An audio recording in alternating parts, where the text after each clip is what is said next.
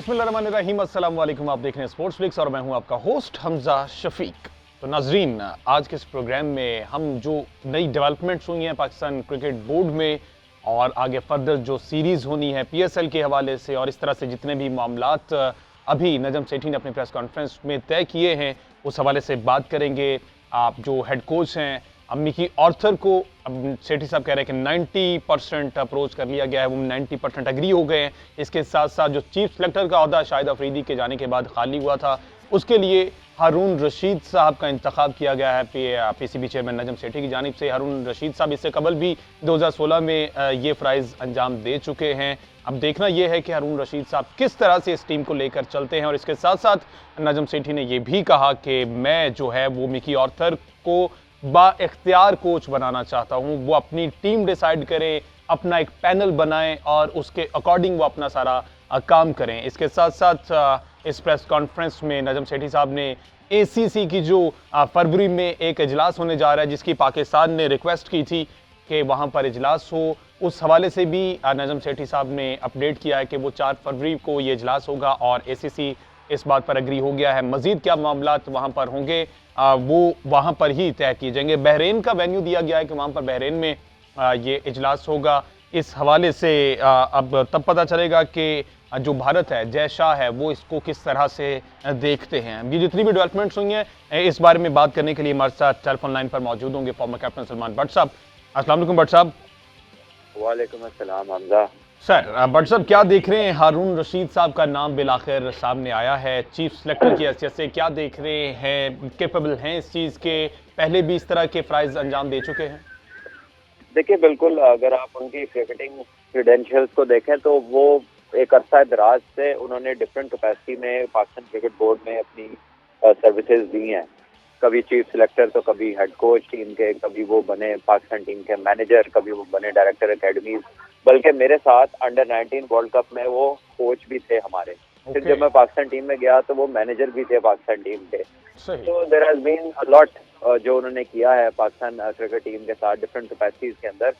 तो वो जो आपका सवाल है ना रिगार्डिंग द एक्सपीरियंस और कैपेबिलिटी, देखिए एक्सपीरियंस की तो कोई शॉर्टेज नहीं है और बाकी है कि करंट लॉट के साथ, क्योंकि अब करंट लॉट कोई भी चीफ सेलेक्टर आएगा तो बहुत सारी लॉट नहीं होगी, क्योंकि आप 2014 के कॉन्स्टिट्यूशन में चले गए हैं। अब 6 टीमें नहीं है, अब कोई 16 टीमें फर्स्ट क्लास क्रिकेट खेलेंगी। तो जब 16 टीमें खेलेंगी तो डेफिनेटली 150 के करीब नए लोग इंडक्ट होंगे। बिल्कुल। तो कोई भी सिलेक्टर जो बनेगा उसके लिए सामने बड़ी बड़ी नई परफॉर्मेंसेज होंगी। बट साहब, क्या समझते हैं मेरिट पर फैसला हुआ ये? देखिए, वो तो डिपेंड करता है ना, जब आपके सामने ये चीज आ जाए कि कंटेस्टेंट कौन कौन थे। अगर आप वो तो शो ही नहीं किए गए पीसीबी की जानिब से। वही कह रहा हूँ ना कि जब कंटेस्टेंट्स ही ना हो तो फिर देखें कोई भी क्रिकेटर जो अच्छी क्रिकेट खेला है पाकिस्तान के लिए, वो जाहिर है वो थोड़ी बहुत समझ या काफी सारी समझ उनको होती है इंटरनेशनल क्रिकेट में किस तरह के प्रेशर्स को डील करना है, कौन से प्लेयर्स को पिक करना है। बहरहाल जब वो ये काम करेंगे तो उस पर मजीद कमेंट किया जा सकता है। सीरियसली तो जो उनका एक्सपीरियंस है उसकी उन्हें कोई कमी नहीं। सही। इसके साथ साथ बट साहब, नजम सेठी अभी भी उसी बात पर ही स्टिक हैं कि जो हेड कोच है वो मैंने कोई फॉरनर प्लेयर ही लेके आना है, क्योंकि ये जो लोकल कोचेज हैं ये यारियां दोस्तियां अंदर ले आते हैं। तो आप भी इस बात से मुत्तफिक हैं कि फॉरनर ही होना चाहिए? देखिए, अच्छा कोच होना चाहिए, चाहे लोकल हो चाहे फॉरनर हो, जिससे ऑब्वियसली जो आपके ड्रेसिंग रूम कल्चर को जो है उस एनवायरनमेंट को पॉजिटिव रखे और उसमें एक जज्बा जो है वो जगाना की जरूरत है।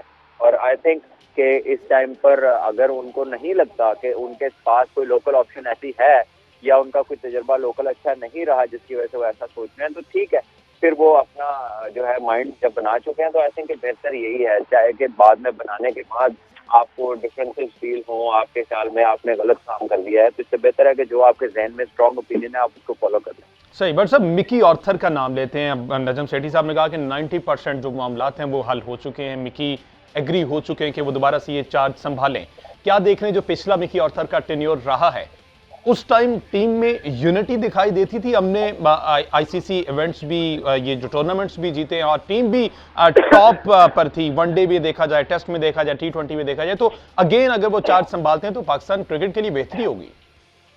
देखिए, पाकिस्तान के प्लेयर्स का पूल अब पहले जैसा नहीं है। मिकी आर्थर को आके बड़ा हार्डवर्क करना पड़ेगा पहले आप दुबई में सीरीज खेल रहे थे, आपकी टीम में मिसबा थे, यूनस थे, एक्सपीरियंस लॉट थी बहुत ज्यादा, ठीक है। अब उसमें से बहुत सारे प्लेयर्स जा चुके और जो नई लॉट है उसमें आपके पास जो प्लेयर्स हैं वो ये 6 टीमों के इवेंट्स वाले हैं, जिनमें से अभी किसी का भी किसी किस्म का इंटरनेशनल एक्सपोजर नहीं है।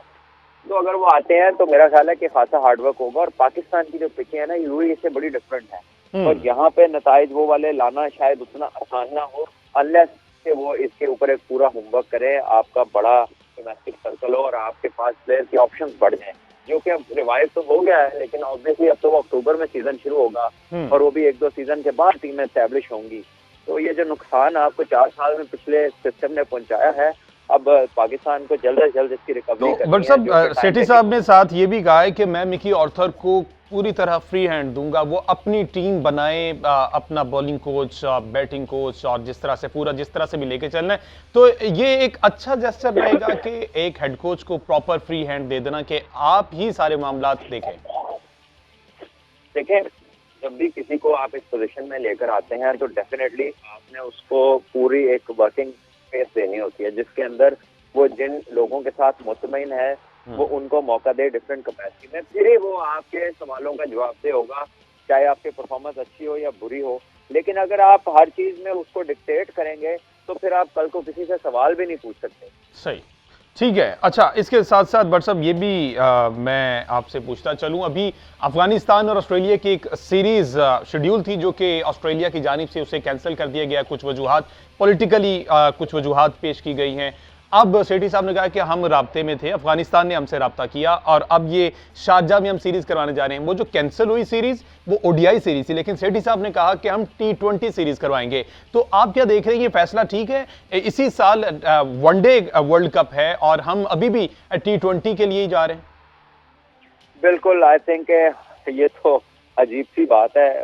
ये सीरीज अगर होनी है, नंबर 1 ये पाकिस्तान में होनी चाहिए थी और नंबर 2 ये सीरीज जो है वो 50 ओवर की होनी चाहिए थी। ये दोनों चीजें, आगे वर्ल्ड कप है जैसे आपने को बोला और उसके अलावा 50 ओवर का वर्ल्ड कप है, तो ये फॉर्मेट भी ठीक नहीं है जो हम चुन रहे हैं। और ये डेस्टिनेशन हम क्यों चुन रहे हैं? हम किसी को फेवर दे रहे हैं? हमारे मुल्क में तमाम टीमें अभी सीरीज खेल के गई हैं, हमारा मेन इवेंट PSL अब पाकिस्तान में हो रहा है, why are we playing in Sharjah? That is the question. But शायद वो कह रहे हैं कि ये सीरीज उनकी है, होम ग्राउंड वो डिसाइड करेंगे, वेन्यू वो डिसाइड करेंगे। बात ये है कि सीरीज उनकी है, लेकिन जिनसे उन्होंने खेलनी थी उन्होंने तो इनकार कर दिया। बिल्कुल ऐसे ही है। तो जब आप उनको ये फेवर दे रहे हैं कि सीरीज हम खेल लेते हैं भाईजान आपके साथ, तो फिर आप अपने मुल्क में क्यों नहीं खिलाते? बिल्कुल। क्या दुबई में हमसे ज्यादा बेहतर पिचे हैं, ज्यादा अच्छे स्टेडियम है? मेरा नहीं ख्याल। पाकिस्तान को जो है इस तरह का इनिशिएट, जब भी ऐसा मौका मिले, कोशिश यही होनी चाहिए क्रिकेट पाकिस्तान के अंदर हो, हमारा क्राउड भी ज्यादा आएगा। अफगानिस्तान के प्लेयर्स भी बहुत सारे ऐसे हैं जिनकी फैमिलीज पाकिस्तान में है, तो मेरा ख्याल है क्रिकेट पाकिस्तान में होनी चाहिए। ये ओडीआई और T20 के हवाले से जब पूछा गया तो उन्होंने कहा कि एंटरटेनमेंट पर्पस के लिए हम ये T20 ही करवाना चाह रहे हैं। तो दैट मीन्स अब टीम के हालात ऐसे है नहीं कि इस टाइम एंटरटेनमेंट पर्पस के लिए, उनको तो एक प्रॉपर एक सीरीज की जरूरत है कि देयर आर टू थिंग्स, एक पर्पस है, एक प्लेयर है। तो I think purpose have to be over player all the time, specially जब इतना बड़ा वर्ल्ड कप जैसा इवेंट आपके सामने हो। बहरहाल मुझे नहीं पता कि इनिशियली ये किसकी ख्वाहिश थी, शायद अफगानिस्तान ने कहा कि 2020 खेले या क्या है, लेकिन मैं तो वो बात कर रहा हूँ जो हमारे क्रिकेट बोर्ड को जोर देना चाहिए। एक तो पाकिस्तान में हो और दूसरा है कि वो 50 ओवर हो। सही।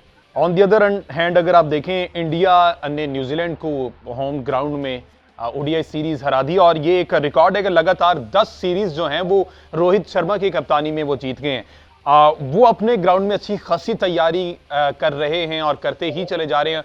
हमारे होम ग्राउंड्स में जो सूरत हाल हुई वो हमने देखा और हमारे साथ जो दूसरी टीम्स ने किया वो भी हमने देखा।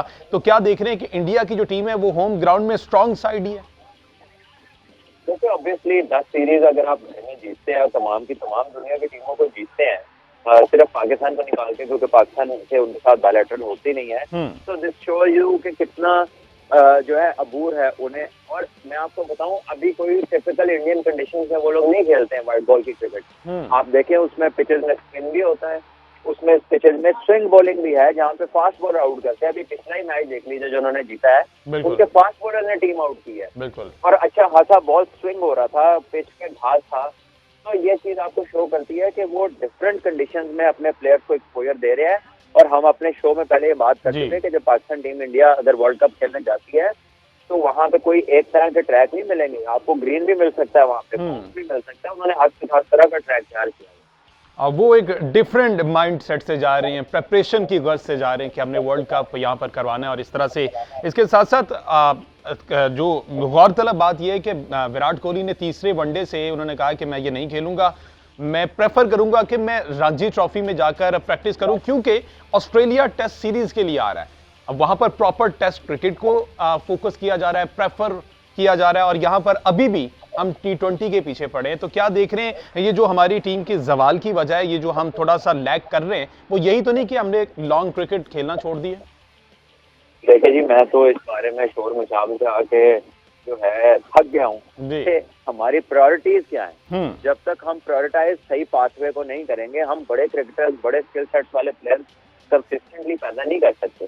फिर यही है कि स्ट्रोक ऑफ लक से आपको बाबर आजम मिल गया, स्ट्रोक ऑफ लक से शाहीन मिल गया, लेकिन अगर ये अनफिट हुआ कोई तो पीछे देखा तो पीछे कोई भी नहीं। तो पहले ही हम इन्हीं चीजों की वजह से फंसे हुए हैं, जो ओवर T20 को हम ओवरली उसको एम्ब्रेस कर रहे हैं, उसको छोटे लेवल पे एज ग्रुप के अंदर, क्लब के अंदर, स्कूल कॉलेज के अंदर बेड़ा गर्क कर दिया। T20 क्रिकेट ने पाकिस्तान प्लेयर्स के स्किल सेट का, उनकी क्रिकेटिंग अवेयरनेस का, उनकी एप्लीकेशन का बेड़ा गर्क कर दिया इस फॉर्मेट में। लेकिन पता नहीं क्या आशकी है, कौन सा वादा कर लिया हमने T20 फॉर्मेट के साथ कि हम उसको उसकी जगह पे रखने के लिए तैयार ही नहीं, सबकी जगह वही दे ही जा रहे हैं। क्योंकि हम फाइनल जीते हैं ना, तो वो मोटिवेशन, फाइनल हारे हैं और वो जो मोटिवेट करना चाह रहे हैं टीम को कि जहां पर हम हारे हैं, वास्ता ये कहना बंद कर दें। तो जिस तरह हम फाइनल खेले हैं, इधर से वो हार जाए, फलाने को ये हो जाए, उधर बारिश हो जाए, ये प्रोफेशनल अप्रोच नहीं है ये। सही, अच्छा तरीका भी देखना चाहिए। जी जी, अच्छा बट साहब, आपने जैसे कहा कि एक भी अनफिट हो जाए तो हमारे पास बेंच स्ट्रेंथ नहीं है। नजम सेठी ने आज की भी प्रेस कॉन्फ्रेंस में कहा कि मोहम्मद आमिर को चाहिए रिटायरमेंट वापस ले और पाकिस्तान के लिए क्रिकेट खेले। एक एंड पे वो रिटायरमेंट ले चुके और वो कह रहे मैं नहीं खेलना, तो मैनेजमेंट की जानिब से बार बार इंसिस्ट करना कि भाई आप वापस लें और प्लीज आकर खेले।